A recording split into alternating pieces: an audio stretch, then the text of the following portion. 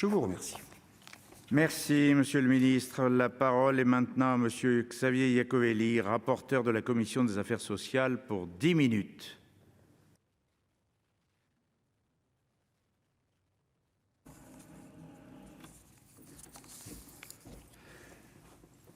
Monsieur le Président, Madame la Présidente de la Commission des affaires sociales, Monsieur le Ministre, mes chers collègues.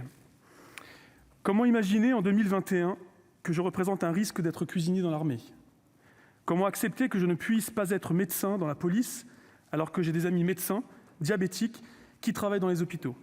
Comment accepter que je ne puisse pas être moniteur d'équitation, linguiste, secrétaire, brancardier, agent de restauration, géographe, mécanicien, maître chien, magasinier ou contrôleur de train? Qui est cet expert fou qui a pu imaginer que la couleur d'un uniforme pouvait augmenter les risques liés à notre pathologie? Ces mots, ce sont ceux du jeune Akaroa Vallée, 16 ans, lors de son audition par la Commission des affaires sociales du Sénat le 11 mai dernier.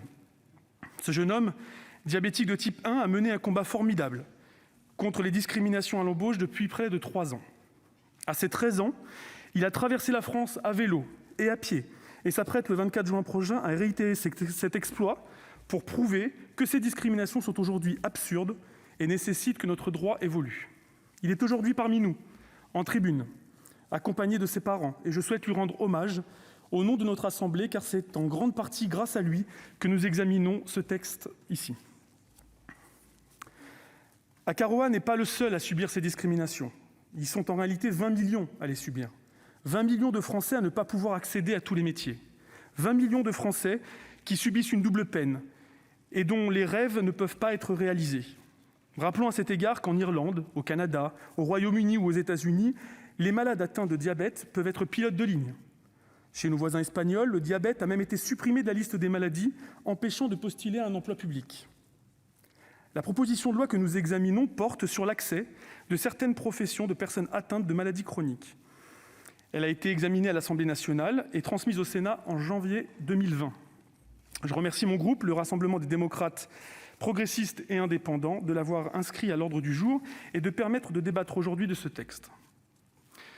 Comme de nombreux collègues le mentionneront certainement, nous sommes beaucoup élus locaux, sénateurs, à être sollicités par des habitants de nos territoires ou plus souvent encore par des associations concernant les discriminations fondées sur l'état de santé.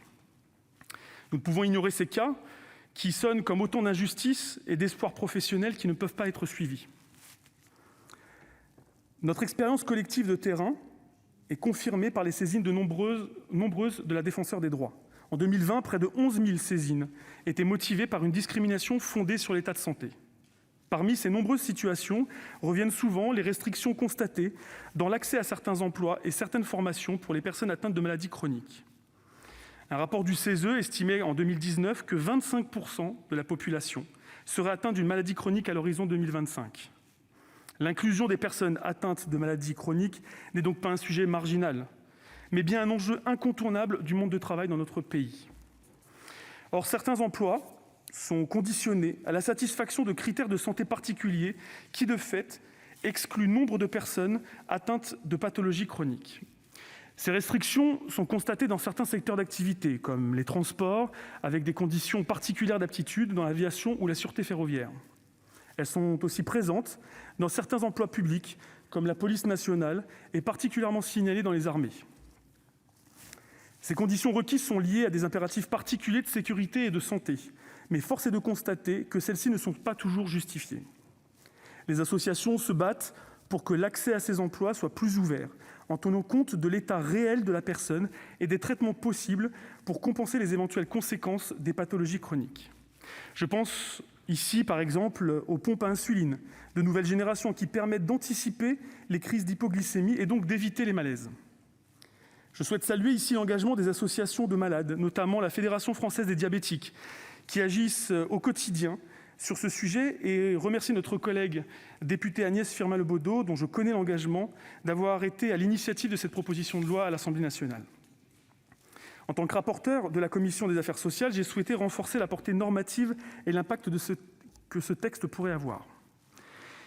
Il s'agit de faire avancer le droit là où c'est possible, et de contraindre les employeurs publics et privés à se poser régulièrement la question de la pertinence et de la justification des restrictions éventuelles. Concernant l'article 1er, qui crée un comité d'évaluation des textes réglementant l'accès à certaines professions, la commission a émis des réserves, car il n'est pas du niveau législatif. J'estime cependant que ce comité pourra produire un travail utile de recensement des textes applicables et de leur pertinence au regard des fonctions exercées et traitements possibles. La commission a adopté 5 amendements. Elle a notamment voulu limiter l'action de ce comité à 3 ans pour forcer à une mission rapide et efficace. Le comité doit pouvoir formuler des recommandations et évaluer les suites qui sont données dans les meilleurs délais.